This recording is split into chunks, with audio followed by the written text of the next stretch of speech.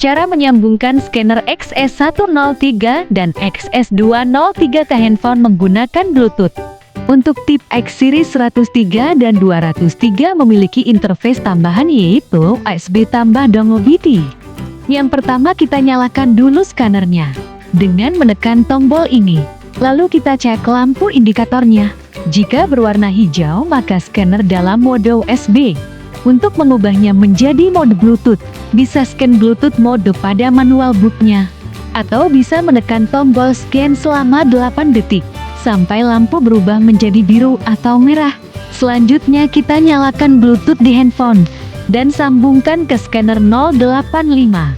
Setelah tersambung kita bisa tag scanner. Bisa menggunakan Noted atau langsung ke aplikasi kasirnya.